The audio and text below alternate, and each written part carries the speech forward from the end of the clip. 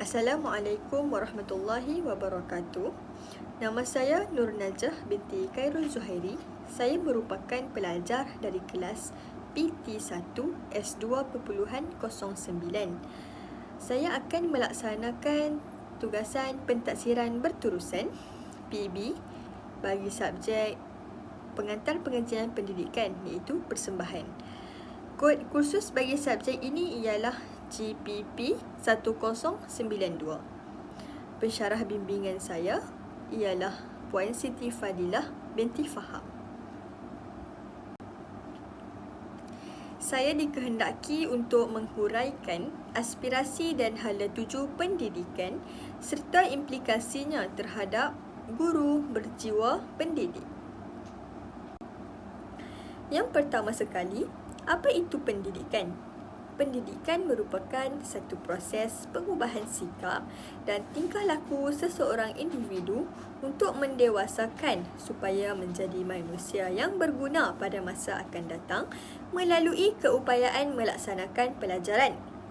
Selain itu, pendidikan juga merupakan satu proses pertumbuhan ke arah yang lebih baik bagi mencapai kesempurnaan akal, mental dan juga perkembangan jasmani. Di sini saya sertakan pendapat pendidikan dari tokoh barat iaitu Plato. Beliau ada mengatakan bahawa pendidikan ialah membentuk individu yang mempunyai akhlak yang mulia, menjadi warga negara yang baik, setia dan mematuhi segala undang-undang negara yang telah ditetapkan. Seterusnya, pandangan dari tokoh Islam pula ialah Al-Ghazali yang berpendapat bahawa pendidikan ialah proses yang merangkumi aspek intelek, latihan jasmani dan pembentukan akhlak yang mulia, berani dan hormat menghormati. Mari kita menelusuri apa itu SKPM. SKPM merupakan akronim bagi Standard Kualiti Pendidikan Malaysia. SKPM bertujuan sebagai panduan mengurus operasi oleh guru dan pemimpin sekolah iaitu pentadbiran ke arah yang lebih berkualiti. SKPM 2010 telah diperkenalkan pada tahun 2010 yang juga merupakan kesinambungan kepada SKPM sekolah 2003. SKPM bertindak sebagai pengukur kualiti pendidikan dengan jelas dan komprehensif secara berterusan bagi memberi impak kepada kemenjadian murid. SKPM telah digubal oleh Jemaah Nazir dan Jaminan Kualiti Kementerian Pendidikan Malaysia KPM untuk memastikan taraf pengurusan dan pengajaran yang memuaskan dapat diwujudkan dan seterusnya dikekalkan di institut pendidikan. Dalam penilaian sekolah berdasarkan SKPM 2010, prestasi sekolah telah dinilai mengikut 5 standard yang telah ditetapkan. Standard 1, kepimpinan dan hala tuju. Pemimpin di sekolah berperanan untuk menggerakkan warga sekolah secara bersepadu bagi meningkatkan kualiti pembelajaran dan pengajaran PDP serta memajukan sekolah. Standard 2, pengurusan organisasi. Organisasi sekolah diuruskan dengan mengambil perhatian terhadap keperluan staf, kemudahan sumber dalaman dan memanfaatkan sumber luaran supaya sekolah dapat berfungsi dengan cekap dan lebih berkesan. Seterusnya, standard 3 iaitu pengurusan kurikulum, ko-kurikulum dan sukan serta hal ehwal murid. Bidang tersebut perlulah diuruskan dengan cekap dan berkesan bagi melahirkan murid yang seimbang dari segi intelek, rohani, emosi dan jasmani. Kemudian, standard yang keempat iaitu pengajaran dan pembelajaran. Guru perlu merancang dan melaksanakan proses pembelajaran dan pengajaran yang berkualiti tinggi dan bersungguh-sungguh untuk mengembangkan potensi dan pencapaian murid secara berterusan. Dan akhir sekali, standard 5, kemenjadian murid. Pendidikan yang bermula dari sekolah mampu melahirkan murid yang berilmu pengetahuan, berketerampilan, berakhlak mulia, bertanggungjawab serta berkeupayaan mencapai kesejahteraan diri. Baiklah, saya teruskan dengan SKPMG 2. SKPM telah ditambah baik dan dikenali sebagai Standard Kualiti Pendidikan Malaysia Gelombang 2 yang juga dikenali sebagai SKPMG 2. SKPMG 2 masih mengekalkan standard SKPM 2010 iaitu 5 standard dengan penambahbaikan. Standard 1 ialah kepimpinan, Standard 2 ialah pengurusan organisasi. Standard 3 terbahagi kepada 3 komponen iaitu pengurusan kurikulum, pengurusan kokurikulum dan pengurusan hal ehwal murid. Seterusnya, Standard 4 pembelajaran dan pemudahcaraan PDPC dan Standard 5 kemenjadian murid. Standard 4 dan Standard 5 berkait rapat. Hal ini dikatakan demikian kerana dengan usaha dan didikan guru dari dalam kelas melalui PDPC mampu melahirkan kemenjadian murid pada masa akan datang dari aspek jasmani, emosi, rohani dan intelek.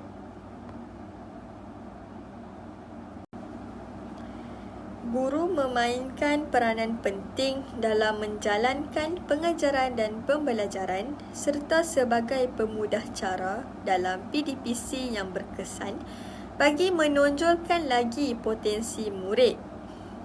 SKPMG 2 Standard 4 ada menyatakan bahawa peranan guru adalah sebagai perancang, pengawal, pembimbing, pendorong dan penilai. Aspek 4.1 Guru sebagai perancang ialah guru membuat persediaan yang rapi dalam melaksanakan pembelajaran dan pemudahcaraan PDPC. Aspek 4.2 Guru sebagai pengawal pula ialah guru perlu memastikan proses pembelajaran berjalan dengan lancar mengikut perancangan yang telah dibuat. Aspek 4.3 Guru sebagai pembimbing bertujuan bagi membolehkan murid menguasai pengetahuan, kemahiran dan mengamalkan nilai berdasarkan objektif pelajaran. Seterusnya, aspek 4.4 Guru bertindak sebagai pendorong untuk meningkatkan motivasi murid dalam pembelajaran. Aspek 4.5 Guru berperanan sebagai penilai untuk mengesan tahap penguasaan murid dan aspek 4.6 murid bertindak sebagai pembelajar aktif bagi menguasai pengetahuan dan kemahiran serta mengamalkan nilai positif. Baiklah, kita teruskan dengan PPPM iaitu Pelan Pembangunan Pendidikan Malaysia. Kementerian Pendidikan Malaysia KPM telah menghasilkan Pelan Pembangunan Pendidikan Malaysia PPPM 2013 hingga 2025 bagi menyediakan pendidikan yang terbaik untuk semua murid. PPPM dibangunkan bagi menilai prestasi semasa sistem pendidikan negara serta mengambil kira pencapaian lampau dalam pendidikan dan membandingkan dengan tanda aras antarabangsa. Oleh itu, PPPM dirangka berasaskan 3 objektif khusus. Yang pertama, memahami prestasi dan cabaran semasa sistem pendidikan Malaysia berfokuskan penambahbaikan akses kepada pendidikan, meningkatkan standard, kualiti, merapatkan jurang pencapaian, equity, menggalakkan perpaduan dalam kalangan murid dan memaksimumkan keberkesanan sistem. Kedua, mewujudkan visi dan aspirasi yang jelas untuk sistem pendidikan dan setiap murid bagi 13 tahun yang seterusnya sehingga tahun 2025. Dan yang ketiga, menggariskan program transformasi yang menyeluruh untuk sistem pendidikan termasuk perubahan utama dalam KPM yang membolehkan sistem ini memenuhi permintaan baharu dan jangkaan yang meningkat serta menyokong transformasi perkhidmatan awam. Bagi mencapai objektif khusus tersebut, PPPM dilaksanakan dengan 3 fasa atau lebih dikenali sebagai 3 gelombang. Terdapat pelbagai tindakan yang dirancang dan perlu dilaksanakan. Antaranya ialah gelombang 1 iaitu tahun 2013 hingga 2015. Gelombang 1 telah mengubah sistem dengan memberi sokongan kepada guru dan memberi fokus kepada kemahiran utama. Gelombang 2 iaitu tahun 2016 hingga 2020 memacu peningkatan sistem, dan gelombang 3 iaitu tahun 2021 hingga 2025 menganjak ke arah kecemerlangan melalui peningkatan tadbir uruskan diri.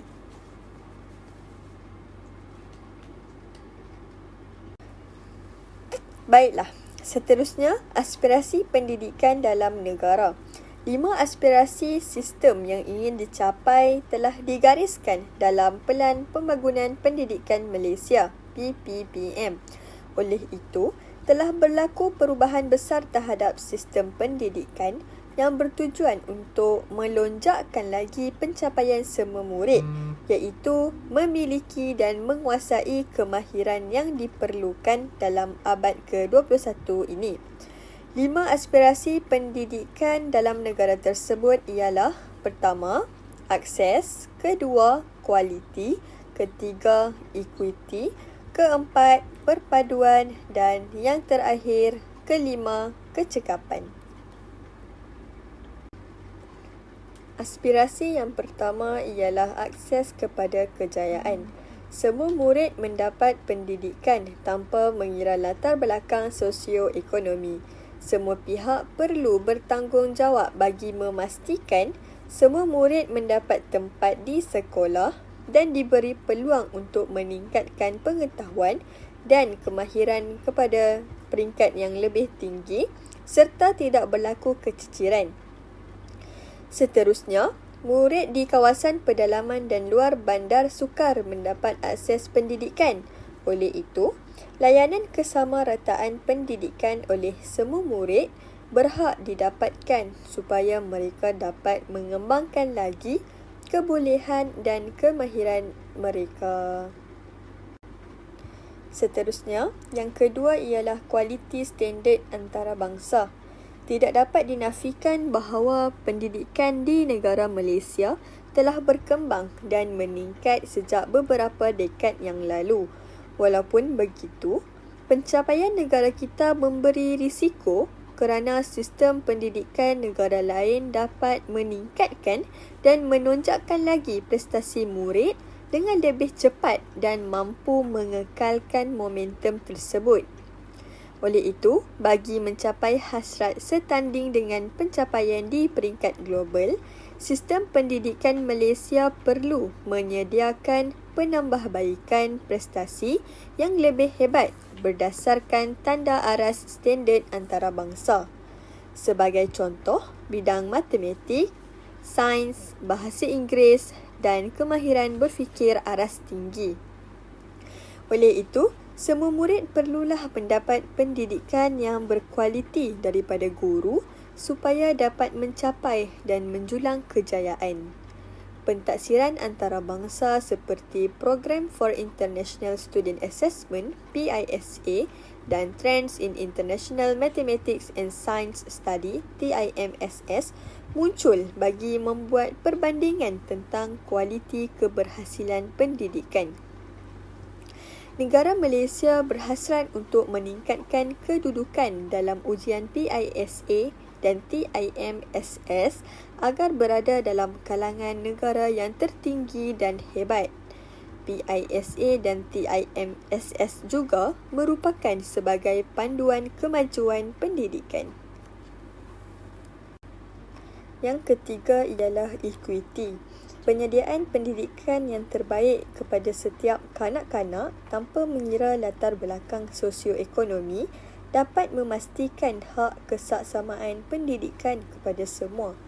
Pendidikan Malaysia mensasarkan 50% pengurangan jurang pencapaian dengan merapatkan jurang sosioekonomi antara bandar dan luar bandar. Terdapat 3 aspek yang menjadi penyebab kepada jurang equity, iaitu pencapaian pendidikan tertinggi ibu bapa, purata pendapatan isi rumah dan peratusan murid menerima bantuan kewangan melalui Kumpulan Wang Amanah Pelajar Miskin, KWAM. Hal ini telah membuktikan bahawa murid daripada keluarga miskin kurang cemerlang berbanding murid dari keluarga yang berpendapatan sederhana atau tinggi. Oleh itu, sistem pendidikan yang berprestasi tinggi perlulah menyediakan pendidikan yang terbaik kepada setiap murid tanpa mengira latar belakang, supaya setiap murid mampu menonjolkan segala bakat atau kemahiran yang terpendam serta mampu menyumbang kepada sistem pendidikan di Malaysia.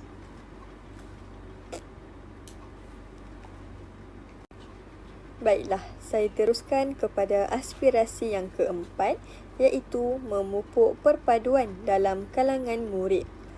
Umum mengetahui bahawa negara Malaysia merupakan negara yang mempunyai pelbagai kaum dan budaya yang berbeza.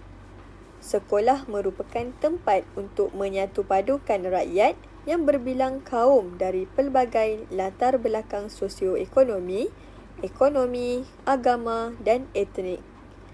Hal ini dikatakan kerana murid banyak menghabiskan masa mereka di sekolah berbanding di rumah. Oleh itu, guru memainkan peranan yang penting dalam memberi didikan awal bagi memupuk semangat perpaduan dalam diri murid, seterusnya membentuk identiti nasional. Dengan menyuntik semangat perpaduan dalam diri individu, kita dapat melahirkan generasi yang boleh menyumbang kepada keharmonian dan kesejahteraan seperti yang dihasratkan dalam falsafah pendidikan kebangsaan. Aspirasi sistem pendidikan negara yang terakhir ialah pelaksanaan berkecekapan tinggi. Keberhasilan murid merupakan indikator atau petunjuk kepada kecekapan dalam pengurusan sistem pendidikan. Perbelanjaan besar terhadap sektor pendidikan menunjukkan komitmen tinggi kerajaan terhadap pendidikan di Malaysia. Penggunaan bajet yang diperuntukkan bertujuan untuk memaksimumkan keberhasilan murid pada masa akan datang. Guru dan pengetua atau guru besar dapat memberi tumpuan kepada aktiviti utama penyampaian pengajaran dan pembelajaran yang berkesan. Oleh itu, kebolehan sistem untuk mengagihkan, menggunakan dan menguruskan peruntukan atau bajet adalah amat penting bagi membolehkan sekolah mencapai tahap prestasi yang diinginkan dan diharapkan. Seterusnya, mari kita lihat kepada aspirasi murid. Matlamat sistem pendidikan di Malaysia adalah bertujuan untuk memastikan setiap murid dapat mencapai potensi yang maksima yang ada dalam diri mereka. Semua golongan perlulah memainkan peranan yang penting dalam memastikan generasi muda dapat mencapai aspirasi yang diharapkan sejajar dengan falsafah pendidikan kebangsaan. Terdapat 6 aspirasi murid, iaitu pengetahuan, kemahiran berfikir, kemahiran memimpin, kemahiran dwibahasa, etika dan kerohanian, dan akhir sekali identiti nasional. Baiklah, mari kita lihat yang pertama, iaitu pengetahuan. Pengetahuan merupakan aspek penting bagi memupuk nilai untuk diri sendiri, masyarakat dan negara. Pengetahuan merupakan ilmu yang berguna dan dapat membantu kita untuk meneruskan kehidupan supaya menjadi lebih teratur dan sistematik. Murid perlu menguasai mata pelajaran teras seperti bahasa Melayu, sains dan matematik serta digalakkan untuk mendapatkan maklumat dan pengetahuan dalam bidang lain seperti seni, muzik dan sukan. Hal ini supaya mereka dapat mengaplikasikan dalam kehidupan seharian mereka. Bukan itu sahaja, pengetahuan juga dapat diseimbangi dengan kemahiran pemikiran kreatif, inovasi, penyelesaian masalah dan kepimpinan serta disejajarkan dengan kemahiran pembelajaran abad ke-21. Kedua, kemahiran berfikir. Kemahiran berfikir juga merupakan elemen yang penting supaya murid berupaya bersaing pada peringkat global. Berfikir adalah proses yang membolehkan maklumat diperoleh, pengetahuan berkembang dan ilmu dijana. Murid perlu mempunyai semangat ingin tahu dan belajar untuk mendapatkan ilmu pengetahuan sepanjang hayat. Kemahiran berfikir amatlah diperlukan untuk diterapkan dalam usaha memahami maklumat yang akan digunakan bagi pencetusan idea. Kemahiran berfikir juga mempunyai keupayaan memacu pembelajaran sendiri dan kemampuan untuk menghargai nilai pembelajaran sepanjang hayat. Ketiga, kemahiran memimpin bertujuan untuk memastikan kecemerlangan dan keharmonian sesuatu kelompok, institusi, masyarakat dan negara serta untuk masa depan. Terdapat 4 elemen kepimpinan iaitu keusahawanan, berdaya tahan, kecerdasan emosi dan keterampilan komunikasi. Keusahawanan merupakan usaha untuk menjana kemakmuran dan pertumbuhan ekonomi negara. Berdaya tahan pula mampu membangunkan cara berfikir yang konstruktif serta mampu menghadapi pelbagai rintangan. Kecerdasan emosi yang tinggi akan lebih peka dan boleh memahami perasaan orang lain. Keterampilan komunikasi berupaya memberi pendapat dan hasrat secara lisan dan bertulis dengan jelas. Keempat, kemahiran dwibahasa. Kemahiran dwibahasa mampu memberi peluang kepada semua murid untuk menguasai bahasa Melayu yang merupakan bahasa kebangsaan, di samping bahasa Inggeris sebagai bahasa kedua dan bahasa komunikasi antarabangsa. Pencapaian pendidikan perlu mencapai tahap kelas dunia untuk bersaing di peringkat global. Semua pihak perlu berperanan bermula daripada prasekolah, sekolah rendah, sekolah menengah dan institusi pengajian tinggi bagi merealisasikan aspirasi murid. Kemahiran dwibahasa juga boleh membolehkan mereka bekerjasama dan berkomunikasi secara berkesan dengan rakan dalam kalangan rakyat Malaysia dan juga negara jiran dalam dunia. Kelima, etika dan kerohanian dapat mempersiapkan murid supaya berani menghadapi cabaran masa depan, menyelesaikan konflik secara aman, membuat keputusan yang wajar dan berani melakukan kebenaran. Dengan adanya nilai ini, ilmu dan kemahiran dapat digunakan dengan betul. Asas ini dapat membentuk watak sahsiah murid yang berilmu supaya memiliki kualiti amanah dan amal yang tinggi. Nilai ini juga penting sebagai persiapan berdepan cabaran supaya dapat menyelesaikan masalah dengan harmoni, bijak membuat pertimbangan, berani membuat keputusan yang tepat dan berpegang pada prinsip ketika berada dalam situasi kritikal. Dan akhir sekali ialah identiti nasional yang berkait rapat dengan kesetiaan atau patriotisme serta berkait rapat dengan jati diri sebagai warga negara Malaysia. Perasaan tidak berbelah bahagi terhadap identiti nasional serta berpegang teguh dengan prinsip rukun negara untuk perpaduan dan masa depan Malaysia. Murid perlu belajar bertolak ansur, menerima dan menghormati orang lain dan mempunyai semangat kekitaan. Murid juga perlu belajar tentang sejarah Malaysia serta berkongsi pengalaman dan aspirasi untuk masa depan. Seterusnya, bagi memperoleh aspirasi yang dihasratkan, PPPM telah menggariskan 11 anjakan bagi menjadi transformasi sistem pendidikan negara. Yang pertama, menyediakan kesamarataan akses kepada pendidikan berkualiti bertaraf antarabangsa. Kedua, memastikan murid dapat menguasai kemahiran bahasa Melayu dan bahasa Inggeris serta bahasa tambahan. Ketiga, melahirkan rakyat yang menghayati nilai. Keempat, mentransformasikan profesyen keguruan menjadi profesyen pilihan. Kelima, memastikan kepimpinan berprestasi tinggi ditempatkan di setiap sekolah. Keenam, mengupayakan JPN, PPD dan sekolah untuk menyediakan penyelesaian khusus berasaskan keperluan.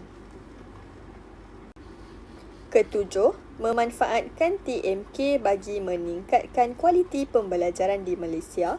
Kelapan, mentransformasikan kebolehan dan keupayaan penyampaian kementerian. Kesembilan, bekerjasama dengan ibu bapa, komuniti dan sektor swasta secara meluas. Kesepuluh, memaksimumkan keberhasilan murid bagi setiap ringgit. Dan yang terakhir, ke-11, meningkatkan ketelusan untuk kebertanggungjawaban awam secara langsung.